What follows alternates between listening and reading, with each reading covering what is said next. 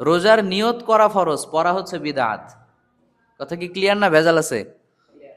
নিয়ত করা ফরজ আর পড়া কি বিদআত। কেন? কারণ আল্লাহ রাসূল সাল্লাল্লাহু আলাইহি সাল্লাম বলেছেন, ইন্নামাল আমালু বিন্নিয়াত। প্রত্যেকটা আমল তার নিয়তের উপর নির্ভরশীল।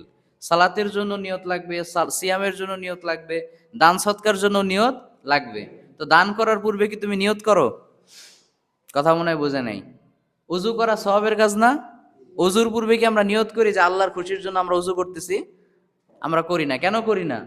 কারণ আমরা ভালো করে বুঝি যে এটার জন্য নিয়ত পড়ার কোনো প্রয়োজন নাই। শুধুমাত্র এই সালাত, সিয়াম এই কয়েকটা ইবাদতের ক্ষেত্রে আমরা ভুল করে ফেলেছি। না, আমাদের এক্ষেত্রে বিষয়টা হচ্ছে যে আমরা নিয়ত অবশ্যই করব, কিন্তু মুখে পড়ব না। আরেকটা হাদিসে স্পষ্ট এসেছে, আল্লাহ রাসূল সাল্লাল্লাহু আলাইহি সাল্লাম বলেছেন যে যে ব্যক্তি সিয়াম পালন করতে চায়, অর্থাৎ ফরজ সিয়াম, সে যেন অবশ্যই ফজরের পূর্বে নিয়ত করে। কখন নিয়ত করতে হবে? ফজরের পূর্বে। মাল্লাম ইউবাইয়িতিস সিয়ামা ক্বাবলাল ফজরি ফালা সিয়াম আলা।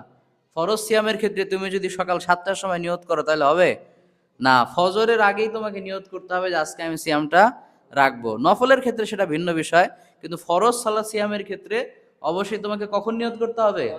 ফজরের পূর্বেই। এবং এই নিয়তটা মুখে পড়ার বিষয় না, কিসের বিষয়? মনের বিষয়। মনে করতে হবে তোমাকে। কথা কি বুঝতে পারছো সবাই? নিয়ত আমরা পড়বো না, নিয়ত কি করব? অন্তরে আমরা নিয়তটা করব। কারণ ইন্নাল্লাহ আলিমুম বিযাতিস সুদূর, আমাদের অন্তরের খবর কেউ না রাখলেও রাখে কে? আল্লাহ খবর রাখে। এজন্য মুখে বলার এটা কোনো বিষয় নয়। আর আমাদের দেশে যে মুখের নিয়তটা পড়ে এটাতেও আবার ভুল আছে। তাহলে কয় দিকে সমস্যা দেখো। এক হিসেবে নিয়ত তো পড়াই ঠিক না, এর উপর আবার যেটাও পড়ে সেটাতেও ভুল। কেন ভুল দেখো, কারণ তারা বলে কি নাওয়াইতু আন আসুমা গাদান, আমি আল্লাহকে খুশি করার জন্য আগামীকাল রোজা রাখবো। কবে রোজা রাখবো?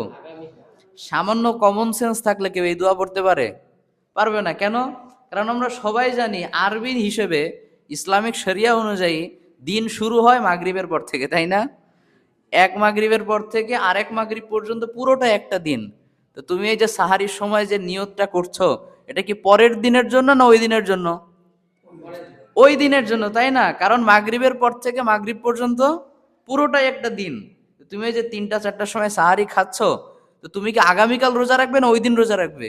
ওই দিন রোজা রাখবে। তাহলে দেখো বিদাতের মধ্যে অবশ্যই একটা না একটা ত্রুটি থাকবে, যেহেতু মানুষের বানানো এটা সিস্টেম। আল্লাহ আমাদের এই সকল বিদাত থেকে হেফাজত করুক, আমরা পড়ি আমিন।